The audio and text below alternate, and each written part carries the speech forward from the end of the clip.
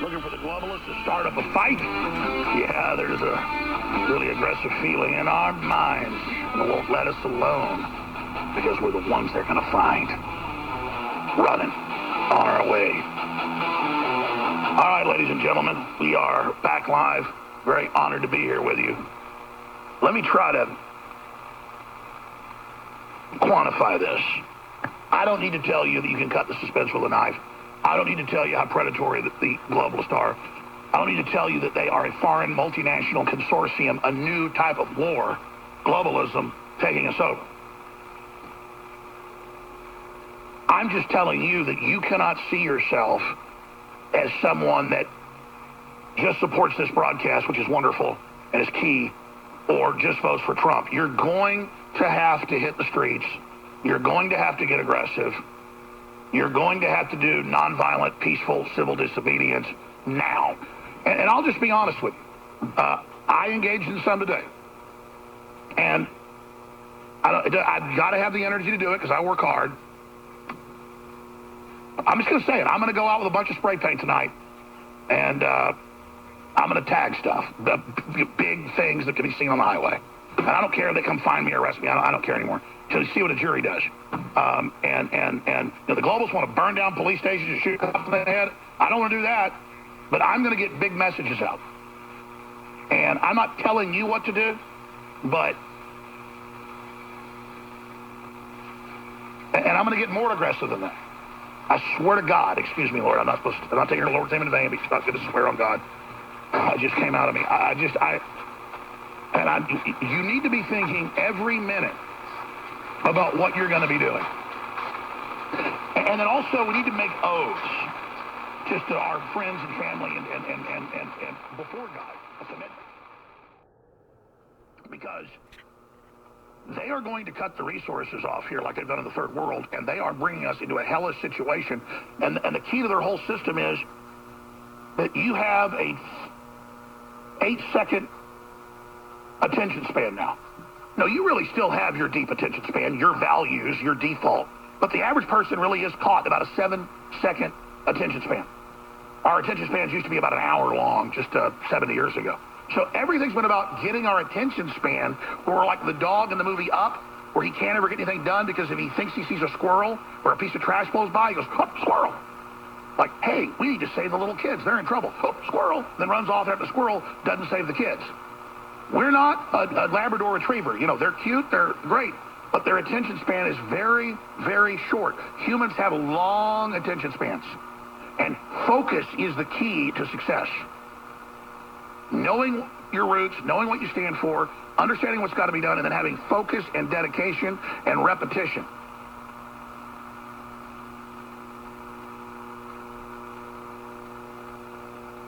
So you've got to do what you've got to do legally and lawfully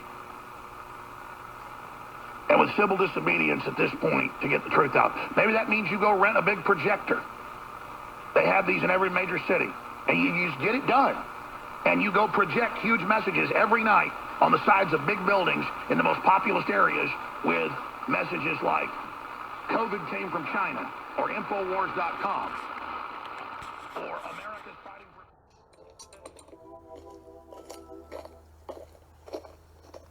Pneumoconiosis is a respiratory disease caused by inhalation of mineral dusts.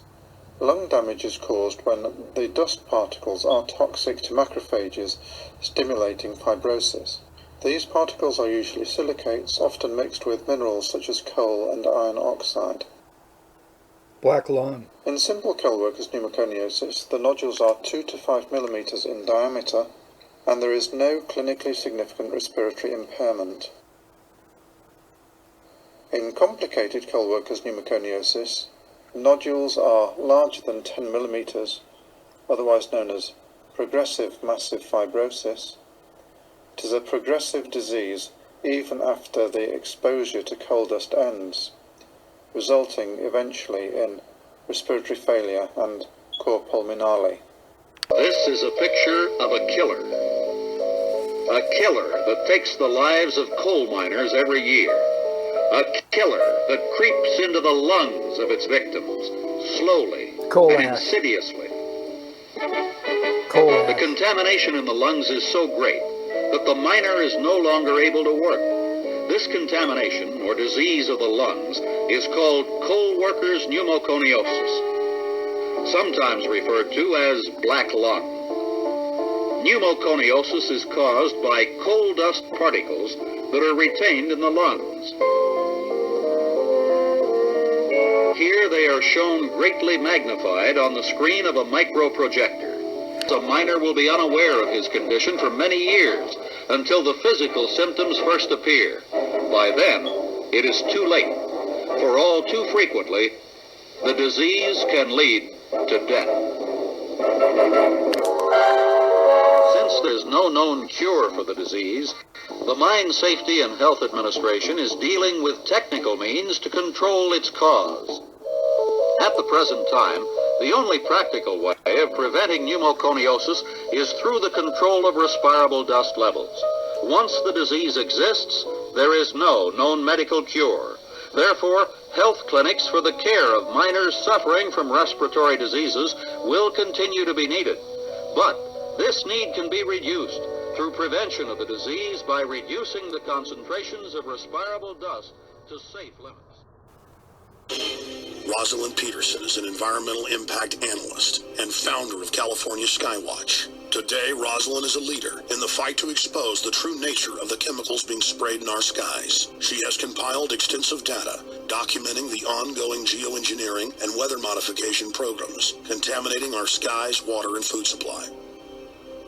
My name is Rosalind Peterson, and I was born and raised in Mendocino County in California.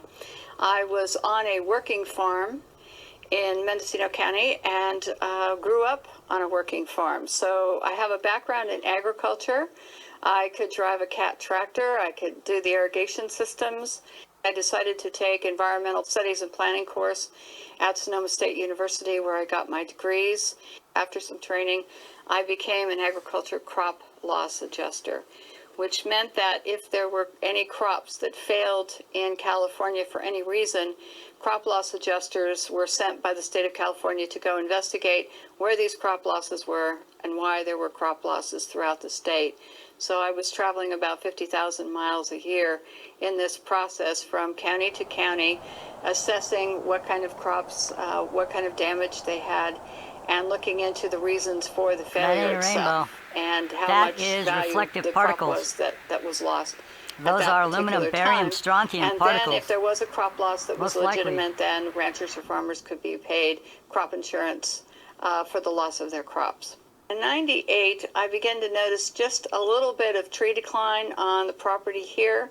I began to notice that some trees didn't look as healthy, and I started to worry about that just in the background as something that was nagging, because I was concerned about losing the beautiful trees we have around here.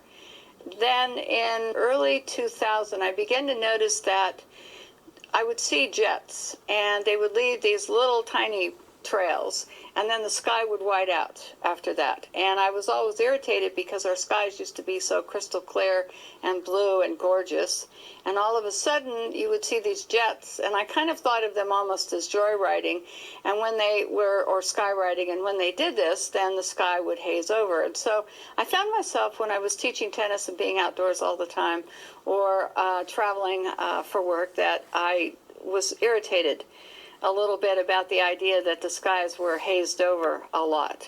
So that was the first inkling. And then in 2002, I was working for the Mendocino County Probation Department.